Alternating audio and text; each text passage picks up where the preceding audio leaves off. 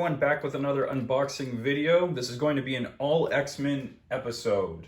And this episode is brought to you by the Accidental Aliens. Go to accidentalaliens.com and pick up books like The Second Shift, Wanderers of Melisande, Super Able, The Adventures of Tarek Zion, and of course the Accidental Alien Anthologies 2018 and 2019. 2017 is already sold out. So pick those books up while they last.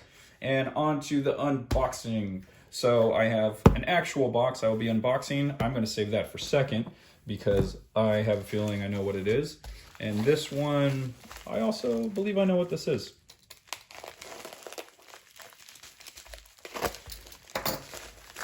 So that's why I'm guessing it's an all X-Men episode. For a minute, I was focusing so much on TMNT that I forgot I should really be hunting these X-Men issues. So I am in a mad scramble to complete my, well, I don't know if I could ever complete it. Maybe I can, who knows. I want to pick up all of the X-Men first appearances. So my first goal was X-Men 1 through 20, which I accomplished within a year. So imagine what you guys can do, kids, when you have an iron will and a credit card. Sorry, just being stupid. Okay, all right. So this is Avengers Annual number 10. Sorry, let me get this out of this disgusting bag. So I got this on eBay as per usual. And the guy had it up for auction for $30, and I can't remember how much the shipping. The shipping was reasonable. I think it was like $5 or under. And so he had $30 or best offer, and I said $23.50, and he countered with $75, and I countered with $25, and he ignored it. But then as the auction was ending, no one bid on it. I bid on it the last minute, and I got it for $30. So a relatively decent price. The issue itself is in so-so condition. I don't know, maybe 4.5. I can't tell. I don't know. As long as I've been doing this, I still can't figure it out. But maybe 4.5. So it's got a lot of spine ticks here, and here. There's a crease. And as you could tell by these corners, they're pretty banged up. But it's a Rogue's first appearance, and it is rumored that she will be the villain in Captain Marvel 2. So, if that is the case, this book is going to go supernova. So I wanted to just make sure I had a copy, even if it wasn't the best copy. I wanted to make sure I had one before it gets too outrageous. So from what I understand, I actually saw this book on another page. Another page was like issues you should be watching. I can't remember which channel, so I apologize. But they had mentioned this title, and apparently one of the guys got it on the cheap, and then they figured out later on why that guy wanted the issue, and it was because of the Rogue first appearance and the news, the Captain Marvel news. So I didn't know it was as cheap as it was. If I knew that, I would have gone after this issue a long time ago.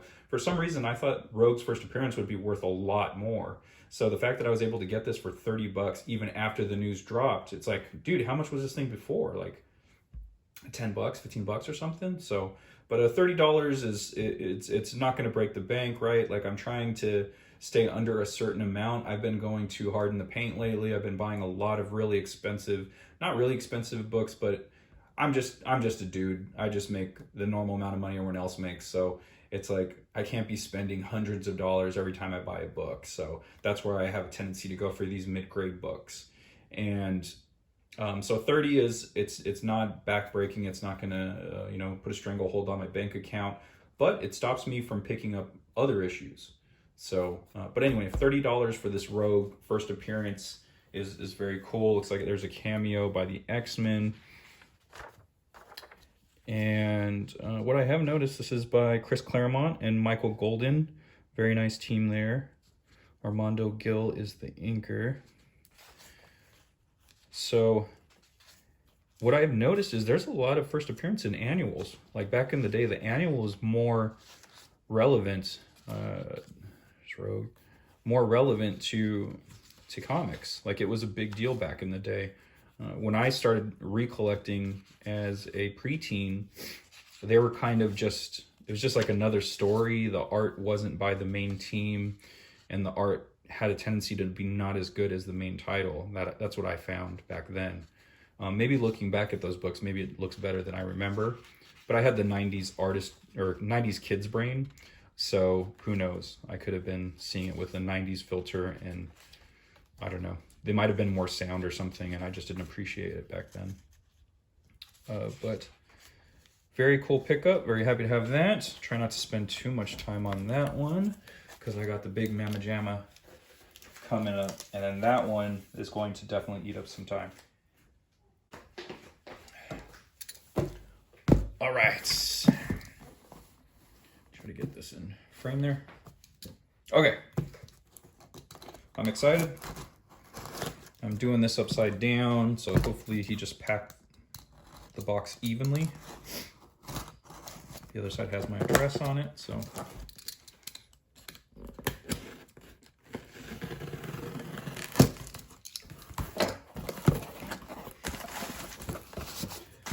Okay, so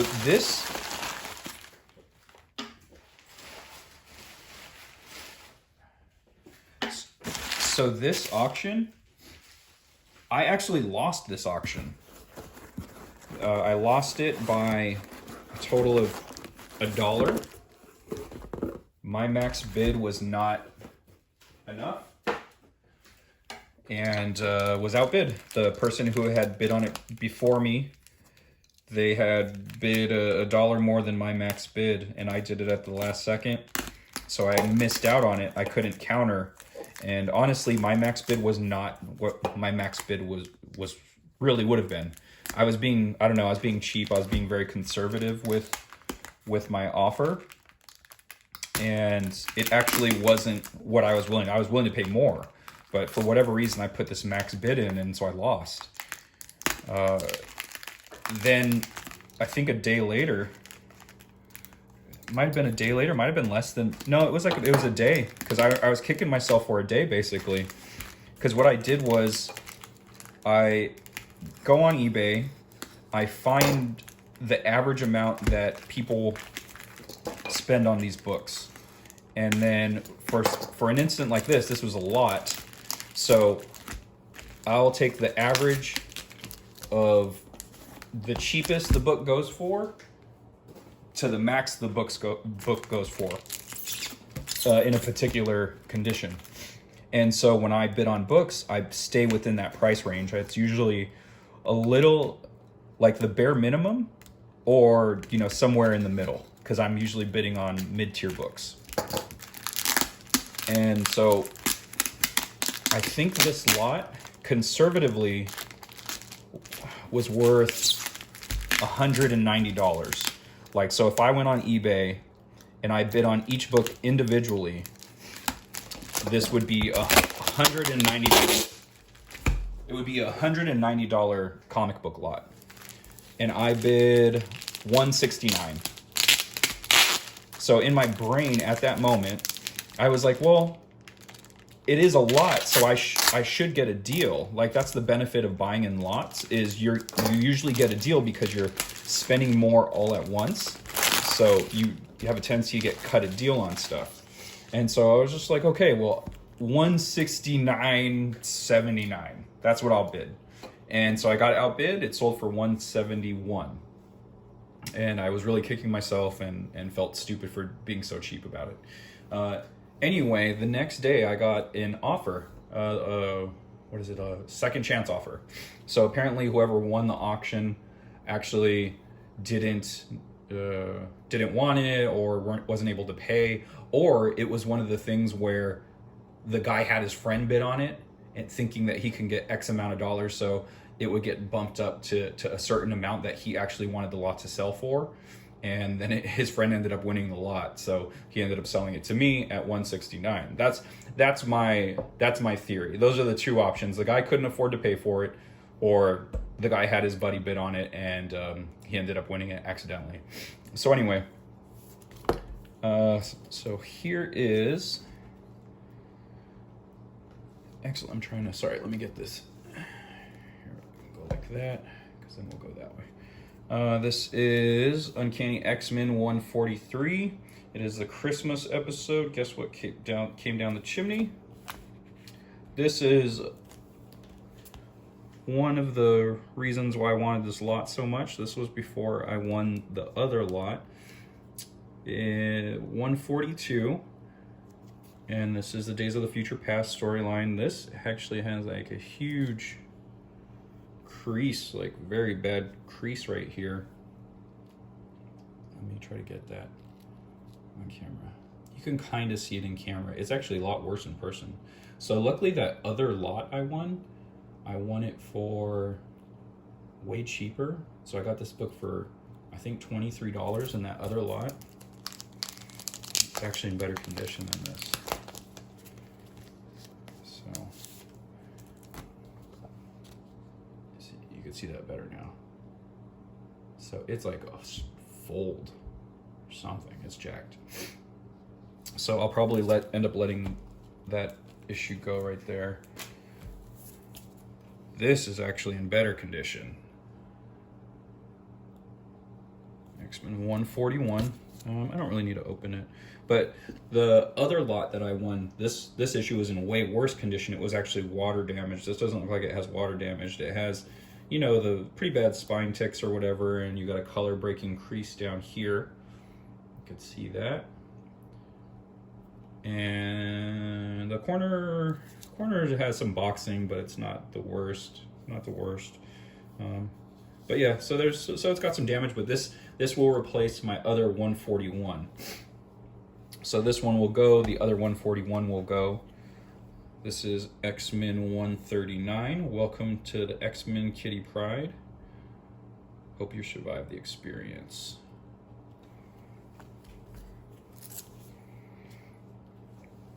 X-Men 138. Classic cover. Cyclops leaves the team. X-Men 137. So this is the reason for the lot, really. Like the Days of the Future Past, those were one of the reasons, because at that moment I didn't have them yet, so I needed them, and I needed the Phoenix Saga. So this had a really great deal. You basically get almost all of the Dark Phoenix Saga, I should say. Dark Phoenix Saga 136. I actually own this one already. Oh, sorry, let me go back here. The quality of this, it's like a mid-grade copy. It's pretty dinged up in the spine. This is not too unreasonable to pick up online, so I could, if I wanted a better copy, I could find one, not backbreaking on the price. This one goes for a bit more. This corner's bent up, and there's some straight up creases into the spine. But overall, not a terrible looking copy. Nothing I would get CGC'd or anything like that. And this is also, I think this whole lot essentially is a mid-grade. He even listed as such, mid-grade copies. This isn't terrible. Maybe a 6. 5 or 6. Yeah, I own that one. I got a CGC'd. I CGC'd my copy. I got a copy. The auction said 9.2. Ended up getting a 9.0 off of it. So it's still in the 9s, so I'm happy. If I can get in the 9s, I'm cool. I'm not one of those people that are like, it has to be a 9.8 or it's not worth shit. So very cool. Another classic cover. This has an issue here that looks like 2 big creases. Just as bad creases as the Days of Future Past 142. Trying to get that on camera. It's hard to, but yeah, you could feel the crease. Right there and right there. There, you can kind of see it there. The other one is right there. Yeah. So, and then we have 134. So we got one. So I'm missing 140. So I have 142, 141, missing 140, 139, 38, 37, 36, 35, 134. And then this condition on this is mid, pretty much along the same lines. No giant creases like that last issue, fortunately. Those are the things that'll bother me. Like the dings and stuff, it's like, it kind of comes with the time, but those, man, those giant creases, it's like, I'll have to try to search another one of that bad boy out. Maybe, maybe not. We'll see.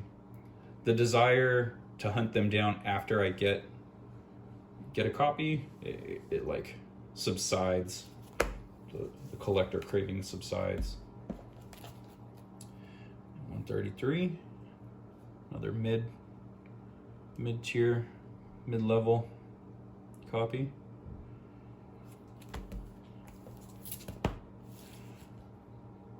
132, another mid copy. It's actually the nicer of the mids. Maybe a 6. If you guys are better at grading these bad boys, leave me a comment. Let me know what I'm saying is right or wrong. Give me a good idea. There's a pretty good crease right here, or crease in the spine. Dent a ding. It's more than a ding. It's like straight up crease. This has a couple of dings. 131, Prisoners of the White Queen. So this was a great lot. I'm very happy about this. I will put in the bottom left here all of the descriptions of what is in each issue. And I'm sure you've seen this, because this is the end of the video, not the beginning of the video. So yeah, this was a fantastic lot. I'm so happy that I got it. Thank you everyone for watching this. Again, please go to accidentalaliens.com and like and subscribe this channel. It helps give exposure to the channel, pop up in people's feed and stuff like that. And yeah, I appreciate you guys. All right, everyone. Till next time, catchphrase.